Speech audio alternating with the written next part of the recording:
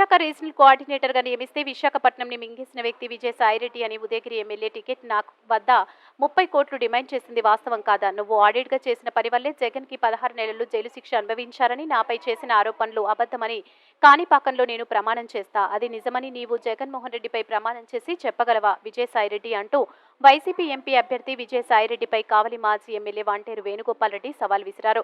జలదంకి మండలం బ్రాహ్మణ క్రాకాలో వైసీపీ నిర్వహించిన రోడ్ షో కార్యక్రమంలో ఎంపీ అభ్యర్థి విజయసాయిరెడ్డి చేసిన అనుచిత వ్యాఖ్యలపై శనివారం మాజీ ఎమ్మెల్యే వాంటేరు వేణుగోపాల్ రెడ్డి బ్రాహ్మణ క్రాకాలోని తన కార్యాలయంలో విలేకరుల సమావేశం ఏర్పాటు చేశారు.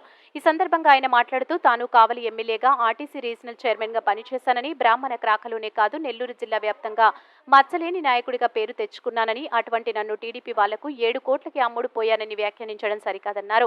నేను విజయసాయిరెడ్డి వ్యాఖ్యలపై కాణిపాకం విఘ్నేశ్వరుడిపై ప్రమాణం చేయడానికి సిద్ధంగా ఉన్నానని, నువ్వు మీ నాయకుడైన వైఎస్ జగన్మోహన్ రెడ్డిపై ప్రమాణం చేస్తావా అని వంటేరు సూటిగా ప్రశ్నించారు. ఎమ్మెల్యేగా పోటీ చేయాలంటే కనీసం 100 కోట్లు ఉండాలి, వాళ్ళు చూపించాలి. అలాంటి పరిస్థితుల్లో మా కుటుంబం అంతది కాకపోయినా ఒక రాజకీయ కుటుంబం నుంచి వ్యక్తిని వంటేరు తిరుమల కొండారెడ్డి గారు ఆ రోజుల్లో జిల్లా కాంగ్రెస్ బోర్డు మెంబర్గా ఉన్నారంటే అది పెద్ద పదవి.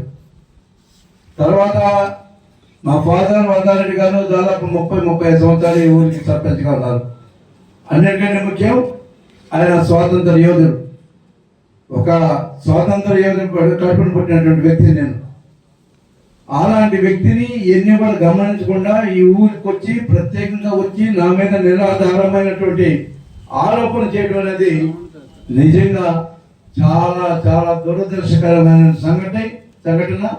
మీరందరూ కూడా గుర్తుపెట్టుకోవాల్సినటువంటి విషయం ఇది. ఏ రోజైనా ఆయన విజయసాయిరెడ్డి గారి పాపం ఆయనకి ఇదేదో చెప్తారు చూడండి, కామెంట్లకి ఏమంటారు, కామెంట్లలోనే అంతా మొత్తం ఉన్నోళ్ళంతా పసుపుగా కనిపిస్తారు.